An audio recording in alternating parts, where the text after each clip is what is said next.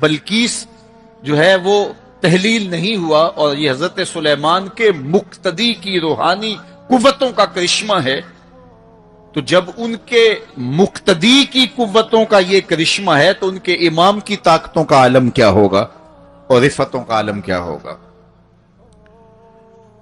باقی یہ دعویٰ میرے رب کا ہے، سبحان الذی اسری بعبدہ، وہ ذات پاک ہے جس نے اپنے عبد خاص کو سیر کرائی۔ اور پھر دنیا ورطہ حیرت میں ہے کہ اتنے مختصر حصے میں، اتنے قلیل وقت میں کیسے گئے اور کیسے پلٹ کے آئے۔ اور میرے رب نے کہا کہ سن لو، یہ میرے محبوب کا سفر نہیں ہے، یہ میرے محبوب کی سیر ہے۔ سبحان الذی اسری، یہ میرے محبوب کا سفر نہیں ہے، یہ میرے محبوب کی سیر ہے۔ اور آپ جانتے ہیں سفر اور سیر میں فرق، سفر تیزی کے ساتھ کیا جاتا ہے۔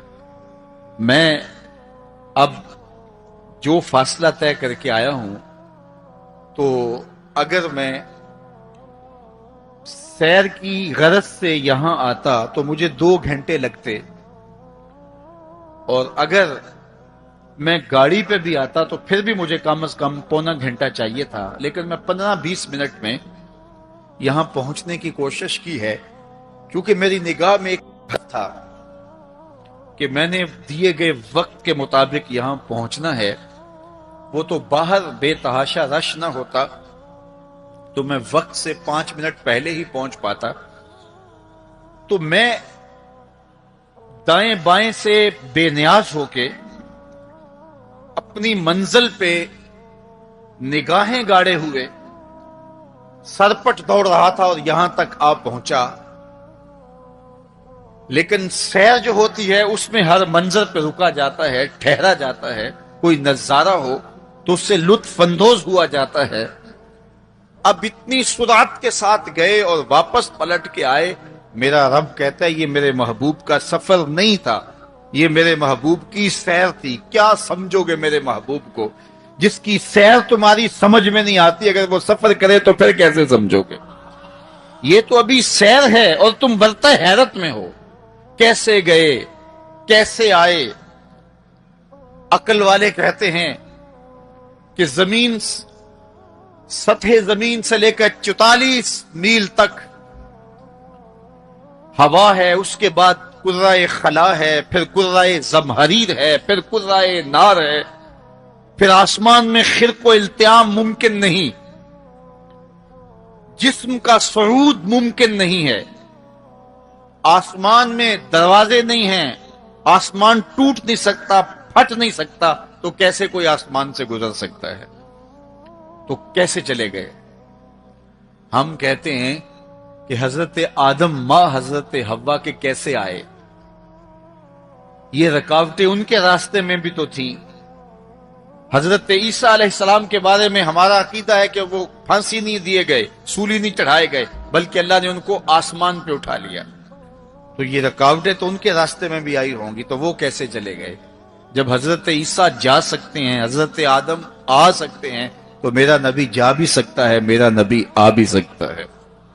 فرق یہ ہے ابھی تک جو گیا ہے پلٹ کے آیا نہیں، جو آیا ہے ابھی تک پلٹ کے گیا نہیں۔ میرے نبی گئے بھی ہیں، میرے نبی آئے بھی۔ سی راز میراج محبتاں دا نہیں سی کسے دی سمجھ وچ آن والا، سدیا طالب تے گیا مطلوب ہوتے، جبرائیل سی صد لے جان والا، بازے آخ دے بن دروازیاں تو کیویں پہنچیا عرش تے جان والا، ابر عقل نو ایتھے دخل کیے، جانے جان والا یا لے جان والا۔ یہ میرے رب کا دعویٰ ہے، اپنے محبوب کو سیر میں نے کروائی۔ تو کائنات میں جن رفعتوں تک، جن بلندیوں تک میرے حضور پہنچے، اچھا سیر کروائی کیوں؟ تو کہا کہ میں اپنے عجائب قدرت کی نشانیاں اپنے عبد خاص کو، عبد منیب کو، عبد مختار کو، عبد مکرم کو دکھانا چاہتا ہوں۔ اور پھر اللہ جل شانہ نے اپنے محبوب کو اتنی نشانیاں دکھائیں جن کا تعلق دیکھنے سے بھی تھا، جن کا تعلق وجدان سے بھی تھا، محسوسات سے بھی تھا، سننے سے بھی تھا۔ کبھی حضور علیہ الصلوۃ والسلام جنت کی خوشبو سونگھتے ہیں، نظاروں کی وادی دیکھتے ہیں اور جنت کے محلات کو حضور ملاحظہ فرماتے ہیں، اور کبھی دوزخ کے اندر عذابوں میں مبتلا لوگوں کو حضور علیہ الصلوۃ والسلام دیکھتے ہیں، اور پھر اپنی امت کو بیان بھی فرمایا تاکہ وہ ان اعمال بد سے بچ جائیں جو جہنم میں لے جانے کا سبب اور ذریعہ ہے۔ آج کی شب خاص میں اور آپ اپنی زندگیوں پہ غور کریں اور حضور علیہ السلام نے وہ جو ہمیں خبریں دی ہیں ان کو دیکھیں، اور کوئی ایسی کوتاہی کہیں ہمارے اعمال میں تو نہیں ہے، اگر ہے تو اس کو اپنے سے دور کر کے ایک نئی زندگی کا آج سے آغاز کریں۔ حضور علیہ الصلوۃ والسلام نے فرمایا کہ میں نے کچھ لوگوں کو دیکھا کہ پتھروں سے ان کے سر کچلے جا رہے ہیں، اور پتھروں سے کچلنے کی وجہ سے ان لوگوں کے سر کیمے کی طرح ہو جاتے، کوٹ دیے جاتے ہیں پتھروں سے، لیکن تھوڑی دیر کے بعد پھر صحیح ہو جاتے ہیں، لیکن پھر دوبارہ ان کے سر کچلے جاتے۔ تو میں نے پوچھا جبریل یہ کون لوگ ہیں؟ تو کہا کہ یہ وہ لوگ ہیں کہ جن کے سر نماز کی وجہ سے بوجھل رہتے تھے، نماز جن کو بڑی بھاری لگتی تھی۔ کئی لوگوں کو نماز کا کہیں تو وہ 100 بہانے کرتے ہیں، اور ایک بہانہ تو ہر بے نمازی کرتا ہے، میرے کپڑے پاک نہیں ہیں۔ میرے والد گرامی فرمایا کرتے تھے تیرے کپڑے کیسے پاک ہو سکتے ہیں جب تو اللہ کے حضور جھکنا نہیں جانتا؟ جب اس کے حضور جھکنا سیکھ جائے گا تیرا لباس بھی پاک ہو جائے گا، تیرا بدن بھی پاک ہو جائے گا، تیرا تن بھی پاک ہو جائے گا، تیرا من بھی پاک ہو جائے گا۔ تو 100 بہانے تو ان کے سر نماز کی وجہ سے بوجھل ہو جاتے، اذان کی آواز سنتے اور پھر دوبارہ سرہانے پہ سر ڈال دیتے اور اٹھنے کی ہمت نہ پڑتی۔ حی علی الصلاۃ حی علی الفلاح کی دل فریب صدائیں کانوں میں پڑتی۔ تو ان کے سر نماز کی وجہ سے بوجھل ہوتے تھے، اور آج ان کے سر پتھروں سے کوٹے جا رہے ہیں۔